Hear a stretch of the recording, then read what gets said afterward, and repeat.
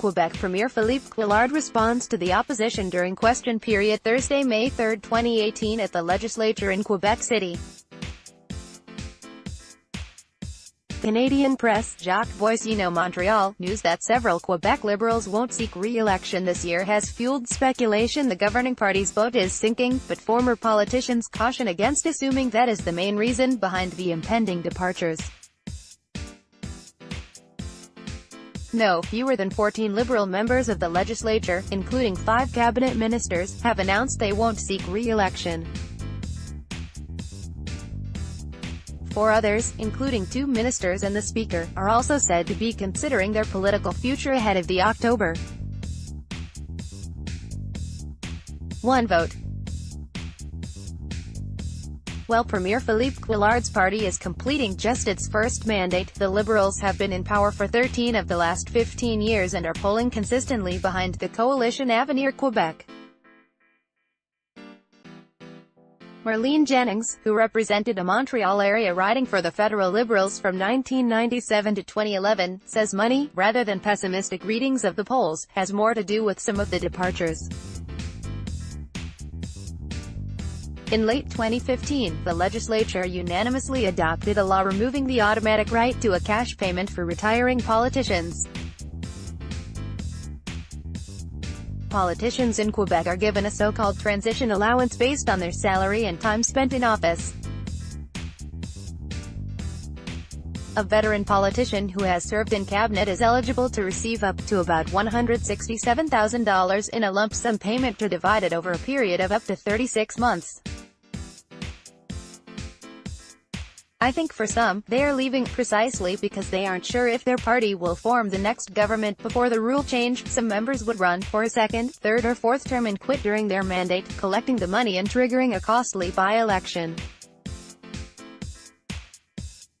The new rules stipulate departing members can only collect transition allowances if they complete their term in office, with strict exceptions.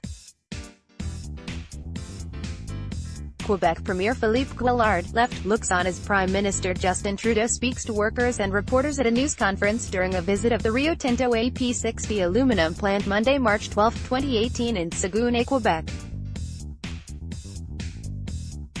The Canadian press, Jacques Boissinot, I think for some, they are leaving precisely because they aren't sure if their party will form the next government, Jennings said in an interview.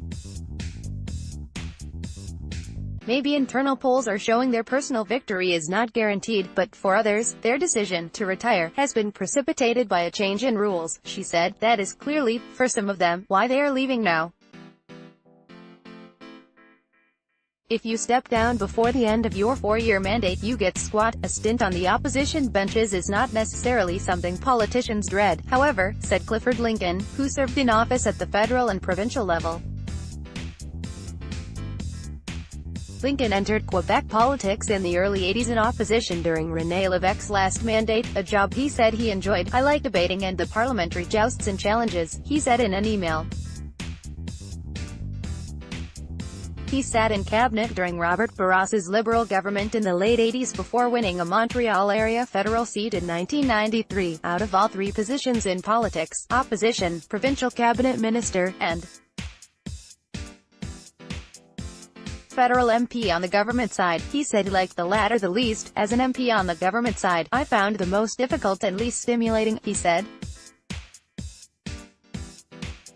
If you are an action person with ideas and convictions, it becomes a tough challenge to endure. If you are an action person with ideas and convictions, it becomes a tough challenge to endure. And while 20% of Liberals won't be seeking re-election, a percentage that could increase to more than 25 if rumors about the other 4 members are true, the party still has a young and promising lineup of people. Transport Minister André Fortin, 36, Economy Minister Dominique Anglade, 44, and Education Minister Sébastien Proulx, 43, are some of those considered rising stars in the party. And just a few days ago, well-known entrepreneur Alexander Taillefer announced he will chair the Liberals' re-election campaign. When it comes to political donations, however, it is neither the Liberals nor the coalition who are shining, but rather the third-placed parti Québécois. The PQ, with 28 seats in the legislature, collected $838,000 in donations in 2017. The Liberals, who have 68 seats, $769,000, and Quebec Solidaire, with 3 seats, $331,000. The coalition, the frontrunner in the polls and with 21 seats, came in last with $258,000. As of early May, the PQ maintained its lead in 2018 donations, with $547,000. The Liberals were second with $247,000 and Quebec Solidaire was third with $200,000. The coalition was again last, with $173,000 collected so far this year.